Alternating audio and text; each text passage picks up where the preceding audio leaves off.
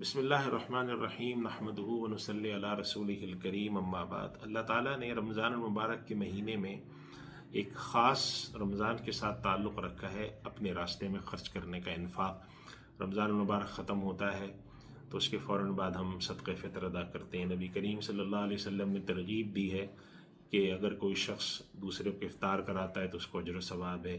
ایک گھونٹ دودھ پر افطار کراتا ہے، پانی پر افطار کراتا ہے، کھجور پر یعنی معمولی سا افطار کراتا ہے تو بھی اللہ اس کو بہت اجر و ثواب دیتے ہیں۔ اور اگر کوئی پیٹ بھر کے افطار کراتا ہے، کسی کو کھلاتا ہے، تو اللہ تعالیٰ اس کا حوض کوثر پہ نبی کریم صلی اللہ علیہ وسلم کے ہاتھوں پانی نصیب فرمائیں گے، اور اس کے بعد اس آدمی کو کبھی پیاس نہیں لگے گی۔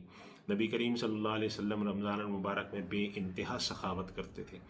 ان ترغیبات اور ان احادیث کی روشنی میں عالم اسلام میں صدیوں سے، مدتوں سے یہ رواج ہے کہ رمضان المبارک میں لوگ اجتماعی افطار کراتے ہیں۔ عوامی جہاں پر اجتماعات ہوتے ہیں، مساجد، شاپنگ سینٹر میں، پارک میں، روڈوں پہ لوگ جمع ہوتے ہیں، وہاں پر اہتمام کرتے ہیں۔ سب کو بلاتے ہیں بلا تفریق، امیر ہو یا غریب ہو، کہ آ کر ہمارے دسترخوان پہ افطار کر لو۔ حرمین شریفین میں آپ نے دیکھا ہوگا کہ لوگ وہاں پر افطار کا بندوبست کرتے ہیں اور آپ کو پکڑ کے لے جاتے ہیں، منت سماجت کرتے ہیں، التجا کرتے ہیں کہ آپ ہمارے دسترخوان پہ بیٹھیں۔ پیش نظر یہی ہوتا ہے کہ اگر کوئی شخص ہمارے دسترخوان سے افطار کرے گا تو اس کا جو اجر و ثواب ہے ہمیں بہت مل جائے۔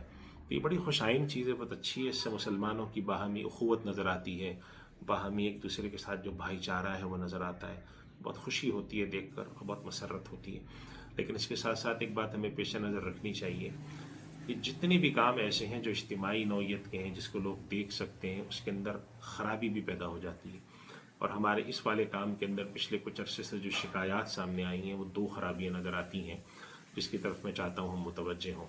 پہلی خرابی یہ نظر آتی ہے کہ جب آپ لوگوں کو افطار اور اس طرح کی چیزیں بہت زیادہ کراتے ہیں تو اس کے اندر لوگوں میں بسا اوقات ایک مزاج یہ پیدا ہو جاتا ہے کہ چلو ہم فلاں جگہ سے کھا لیں گے، فلاں جگہ سے کھا لیں گے۔ خود محنت مزدوری کم کرتے ہیں، گھر والوں کا خیال کم کرتے ہیں، باہر جا کے کہیں سے بھی افطار کر لیا، گھر میں لوگ کیسے افطار کر رہے ہیں، اس طرح کی شکایات ملتی ہیں۔ تو ہمیں اس طرح کی جتنی اسکیمیں ہیں، جس طرح کی جتنی بھی چیزیں ہیں، ان کے بارے میں یہ خیال رکھنا چاہیے کہ اس کے نتیجے میں لوگوں کے اندر دوسروں پر انحصار کرنا یا دوسروں پر ڈپینڈنسی نہ پیدا ہو۔ یہ نہ ہو کہ لوگ سوچیں چلو میں یہ سب باہر سے کر لوں گا، خود محنت مزدوری کی عادت کم ہو۔ اللہ کے نبی صلی اللہ علیہ وسلم نے دینے والے ہاتھ کو پسند فرمایا ہے لینے والے ہاتھ کے مقابلے میں۔ اس وجہ سے اس طرح کی اسکیموں میں یہ خیال رکھنا چاہیے کہ لوگوں کا مزاج لینے والا نہ بنتا جائے، جو کہ اس کی بسا اوقات شکایت سننے کو ملتی ہے، نامناسب سی بات ہے۔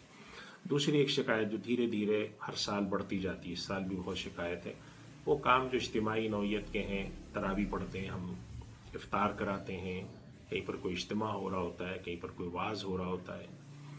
آج کل لوگوں نے ان سب چیزوں کے اندر ایک اور چیز شروع کر دی ہے جس کو وہ دکھاوا کہنے، آپ کہیں تو زیادہ بہتر لفظ ہوگا۔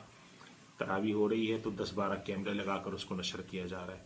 اگر مقصد صرف اتنا ہے کہ لوگ سنیں، ایک اچھی بات ہے، خیر کی بات پھیلے، تو اس میں کوئی مذائقہ نہیں ہے۔ لیکن اس چیز کا خیال رکھنا کہ آپ ایک کیمرہ لگا رہے ہیں، تشہیر کر رہے ہیں، جس کے اندر اس بات کا پہلو بھی بسا اوقات نظر آ رہا ہے کہ آپ کا مقصود اپنے عمل کا لوگوں تک پہنچانا یا اس سے کوئی شہرت حاصل کرنا ہے۔ اس چیز سے بچنا چاہیے۔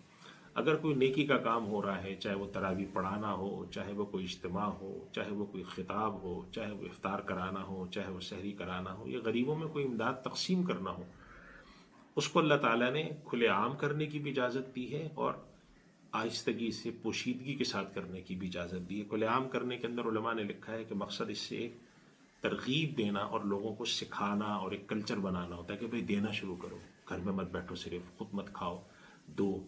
جب آپ دوسروں کو دیتے ہوئے دیکھتے ہیں، ایسے مواقع دیکھتے ہیں، تو پھر آپ کو بھی ترغیب ہوتی ہے کہ اچھا لاؤ، جب دوسرے کر رہے ہیں ہم بھی کریں۔ یہ نیت ہے تو بہت اچھی بات ہے۔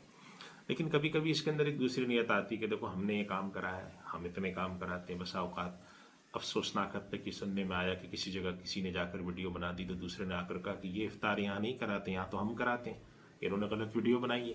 یہ افسوسناک بات ہے۔ جو کام ثواب کے ہیں، نیکی کے ہیں، جن کے اندر اخلاص ہونا چاہیے، کوئی دکھاوا نہ ہو، آپ جا کر اس پر لڑائی کریں۔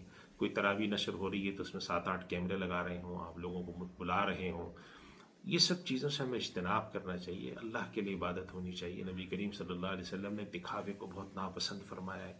ہمارے یہاں علماء اور مشائخ کی کوشش ہوتی تھی کہ اس بات پہ توجہ دیں کہ ان کاموں میں دکھاوا نہ آ جائے. تو اس وجہ سے میں عرض کروں گا جتنے نیکی کے کام ہیں، اجتماعی افطار ہوں، تراویح ہو، خطاب ہو، لوگوں میں غربت غریب لوگوں میں سامان کی، عید کے کپڑوں کی، عیدی کی تقسیم ہو، کوشش کریں کہ اگر ترغیب کی حد تک آپ اس کو لوگوں کو دکھا بھی رہے ہیں تو اس میں دکھاوا نہ آئے، صرف اور صرف مقصد اتنا ہو کہ لوگوں کو ترغیب دے دی جائے. اللہ تعالیٰ ہمیں عمل کی توفیق عطا فرمائے. وآخر دعوانا الحمد للہ رب العالمین.